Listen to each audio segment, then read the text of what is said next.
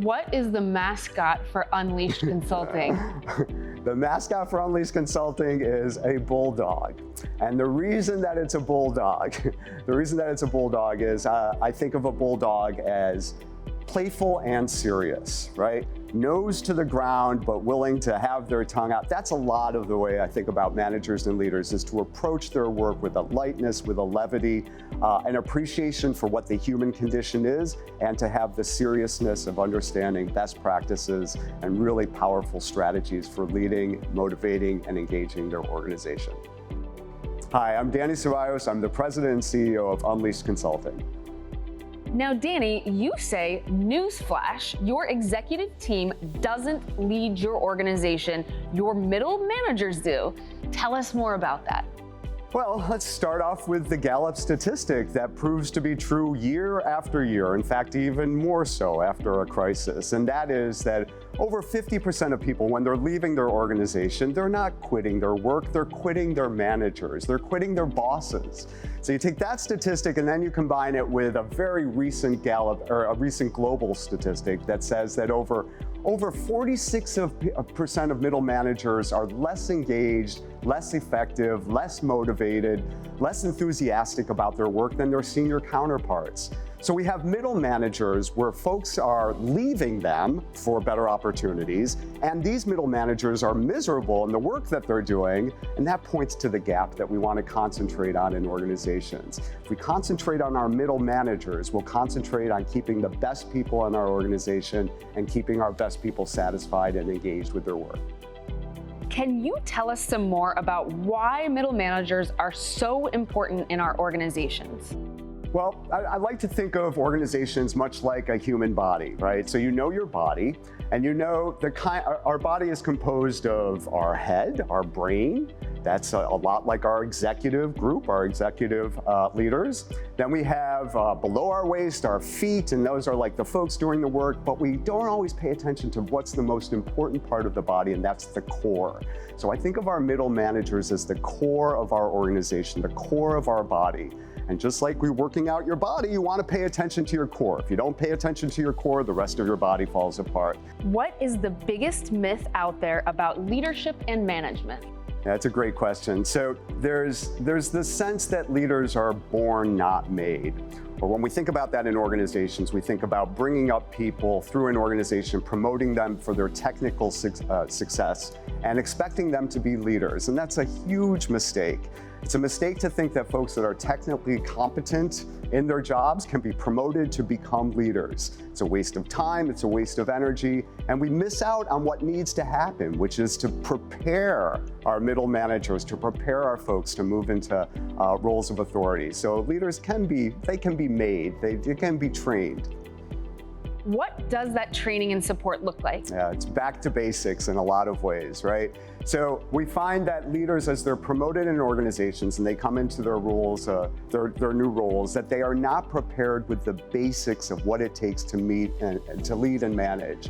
So think about it. Have you ever been in a meeting where that's gone on too long, it's been ineffective, or it's not meet any of the goals that it set forth? That's that kind of basics that I'm talking about. It's amazing how many times we bring up people through an organization and they bring the organization down the wrong path because they're not prepared with the basics of what it takes to run a meeting, to lead a staff, to engage and supervise folks, to manage conflict, to mediate, all those kinds of things. And we expect them to do a great job and they don't, and consequently people start leaving the organization. We hear a lot these days about the importance of authenticity in leadership. Is that an important part of how we train and support our managers? Well, yes, actually, authenticity is super important, right? Authenticity is the bedrock of leadership. But the mistake is thinking that that's all we need, is for people to be authentic, they will be good leaders. What we're missing in that conversation is the appreciation of the outer game of management. There's the inner game of leadership, that's one thing, but the outer game of management are the best practices in understanding how to best motivate, supervise, and engage your people. So the core question then becomes, not am I going to be authentic all the time, but instead, what am I going to do that is most effective for this particular situation? How can I harness my authenticity to get to the root cause of what the issue is? Sometimes that's about being 100% authentic and saying, here I am, this is what I've got, this is who I am, please follow me. But a lot of times it's about nuancing, and really, again, shaping that authenticity so that it works to be effective. The core question is, how can I be most effective right now? Not can I be most authentic? What happens if organizations don't invest in their core, in their middle managers? Yeah, so we think of it, there's a training that I offer called the Best Boss Boot Camp. And the boot camp is really about training the core. In fact, that's why we call it a boot camp, because we're training the core of an organization.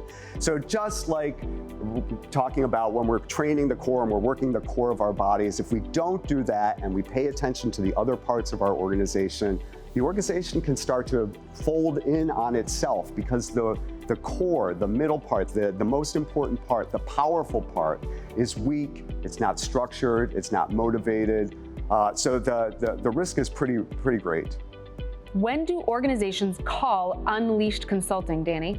So there are 4 prime opportunities for folks to be calling us. One is when you have managers who are exhausted, who are overwhelmed, who are not motivated, who are looking for a lifeline to become re-engaged and understand the principles of the best practices of management and leadership. The second time is when you have leaders that are not reaching their full potential. So if you have an organization where you're disappointed in how your leaders and managers are running the organization, that's a good time to call us.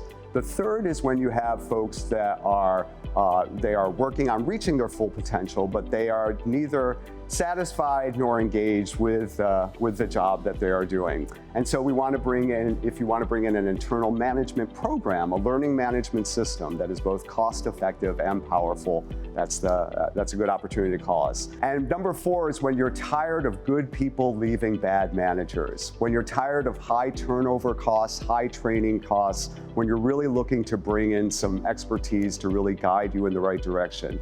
We know what we're doing here. We understand what the challenges are that you are facing with your organization, your middle managers.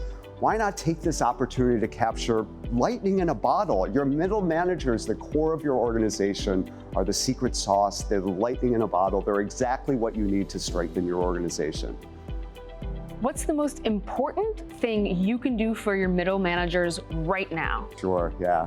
So there are 2 things. The very first thing is to make sure you're having the right kind of conversation. In fact, if you're listening to this right now, I want you to think about how you can have this particular conversation as soon as possible. And that is a specific conversation with your middle managers about what you expect of them. So setting the boundaries on the reign of their authority, how they are doing their work, the relationships that they have. In fact, there's a great quote by Max Dupree who says, the first job of a leader is to define reality, right? The second is to say thank you, and third, to be a servant.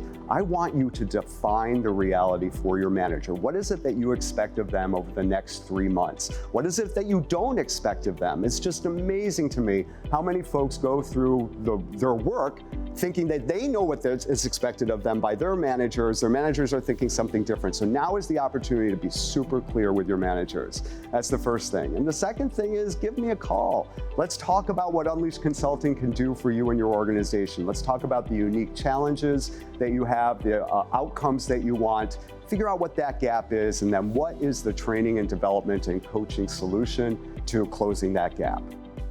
What is your dog's name?